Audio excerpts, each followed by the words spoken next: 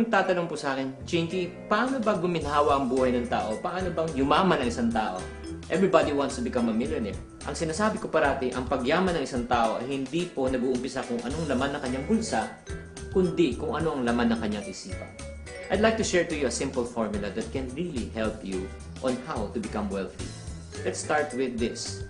Mindset plus action equivalent to what we call as result. Ulitin po natin. Mindset plus action equivalent to result.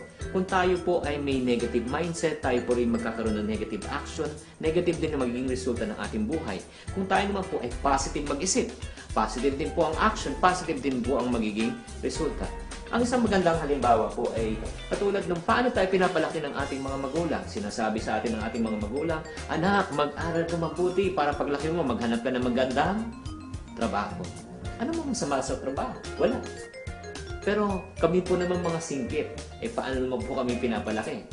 Sinasabi sa amin, anak, mag-aral ka mabuti para paglaki mo, hanap ka maganda ni negosyo. Okay? Marami yung mga classmate na mga Pilipino naghanap ng magandang trabaho, nag-pass na magandang resume after graduation. Kami naman po, nag-umpisa na po kami ng aming negosyo. Ang tanong po mga kapatid, sa palagay nyo, sino po ang mas may pagkakataon na umunlad agad ang pamumuhay? Yung naghanap ng trabaho o yung nagtayo ng negosyo? Definitely, ang sagot po, yung nagtayo ng negosyo. Maraming nagsasabi naman, Chinky naman, wala naman kaming puhunan, wala naman kaming, let's say, connection. Pero sabihin ko sa inyo, ano pinagkaiba po namin? Pareho po kami ng paaralan, pareho ng pagkakataon.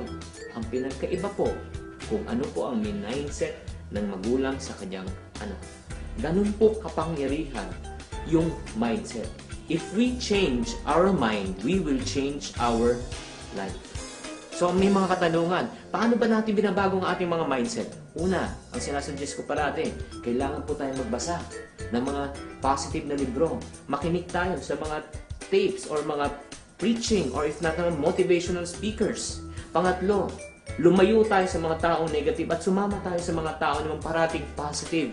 Layuan niyo yung mga parating reklamo ng reklamo. Wala pong magandang maidudulot po sa buhay natin. At isa pang katanungan ng mga tao, does it necessarily mean to say, kung negative ka mag-isip, negative din maging resulta mo? Definitely, yes. Kung negative po tayo mag-isip, negative din po ang ating action, negative din po ang ating result.